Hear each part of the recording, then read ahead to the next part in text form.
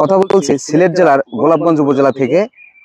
লেবু জাতীয় ফসলের সম্প্রসারণ ব্যবস্থাপনা এবং উৎপাদন বৃদ্ধি প্রকল্পের আওতায় জুন 2021 সালে একটি টিলাতে কমলা বাগান করা হয়েছিল, দার্জিলিং কমলা। আমরা দেখিয়েছিলাম গত বছরও কমলা এসেছিল এবং খুবই সুস্বাদু মজাদার কমলা।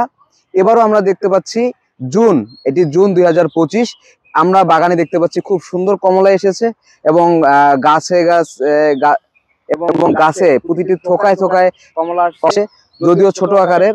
আমরা আশাবাদী এবং বাগানটি যিনি গড়ে তুলেছেন আমাদের সাথে আছেন নজরুল ইসলাম জায়গিরদার। আমরা আগে ওনার সঙ্গে কথা বলেছি, আজকে ওনার সঙ্গে কথা বলতে চাচ্ছি যে আপনি জুন 2021 সালে এটি তৈরি করেছেন, 2025 সালের জুন।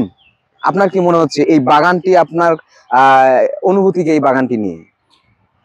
ধন্যবাদ আপনাকে স্যার, কারণ আপনাদের সহযোগিতায় আজকে যে বাগান যে পর্যায়ে আসছে, সাইট্রাস জাতীয় ফল, এটা যে দার্জিলিং কমলা, আমি আজ 2 বছর থেকে উৎপাদন করেছি। আপনারা খেয়েছেন, আরও এলাকাবাসী খেয়েছে। আমাদের এই যে সাইট্রাস জাতীয় যে দার্জিলিং কমলার ফসল, এই ফসল আমি খেয়ে দেখেছি বা এলাকার মানুষে দেখেছে যে খুব মিষ্টি জাতীয় ফসল।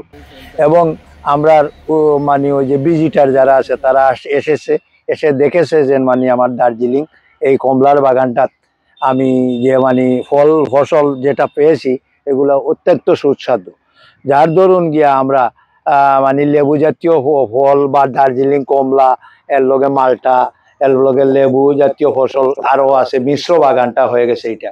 যার দরুন আপনারা আসতেছেন, আপনারা সহযোগিতা করতেছেন, আপনাদের মাধ্যমে আমিও উদ্যোক্তা হিসাবে আমিও স্বাবলম্বী হচ্ছি।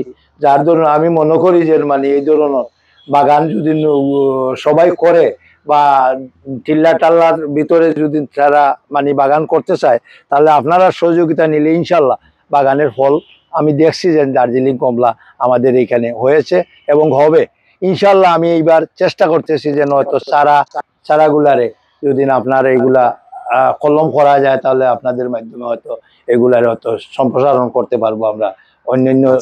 আপনি এরপরে হচ্ছে চারা কলমে চলে যাবেন? জি ইনশাল্লাহ। আমরা যেটা জানতে চাচ্ছি যে এই যে কমলা এখান থেকে হয়েছে, সবাই যেটা বলে যে না বাংলাদেশের কমলা টক হয়, এটা খাওয়া যায় না, বা এটা সম্প্রসারণ যোগ্য না, বা এটা মানুষকে দিলে এটা লস পড়বে বা লস করবে। স্যার এইটা আপনি সাক্ষী, আপনি এই উপজেলায় আছেন দীর্ঘদিন, হয়তো 2 বছর থেকে। আপনি গতবার এসে খেয়েছেন, আপনি দেখেছেন এইটা টক মিষ্টি জাতীয় কমলা নিশ্চিতই বলা যায় যে একটু মিষ্টি এবং টক থাকে, কিন্তু ঘটনা হইল কি সুস্বাদু মিষ্টি করতে পারবো। আমাদের কাছে কিছু থিওরি চলে আসছে, ইনশাল্লাহ আগামীতে এটা অরিজিনাল মিষ্টি চলে আসবে। কারণ এটার গাছের আমরাও উপলব্ধি করতেছি যে এই গাছে কি দিলে কি হয়।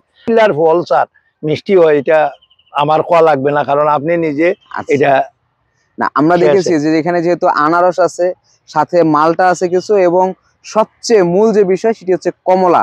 আমরা এই বাগানটিকে তুলে ধরতে চাই কমলা বাগান হিসাবে, যে সিলেটে কমলা সম্ভব, গোলাপগঞ্জে কমলা সম্ভব, এবং খুবই উন্নত মানের কমলা এখান থেকে উৎপাদন করা সম্ভব। আমরা এই বাগানগুলোর পরবর্তী পরিচর্যায় চলে যাব এবং আমরা আশা করছি যে গত বছরের ন্যায় এবছরও এই কমলা বাগান থেকে খুব ভালো এবং সুস্বাদু কমলা কৃষক এখান থেকে উৎপাদন করতে পারবে এবং বিক্রি করতে পারবে, এই আশাবাদ ব্যক্ত করছি। ধন্যবাদ আপনাকেও ধন্যবাদ স্যার। ইনশাল্লাহ আমাদের কমলা, দার্জিলিং কমলা ইনশাল্লাহ গতবার খেয়েছেন, এবারও খাবেন ইনশাল্লাহ। আমাদের গাছ ভরে কমলা এসেছে, আমরা আগামীতে যে কমলা পাবো এগুলা সবাইকে বন্টন করব এবং সপরিমাণ মতে আমরা সিলেটের কমলা সিলেটেই রাখবো। আমরা আর বাইরের থেকে কমলা এনে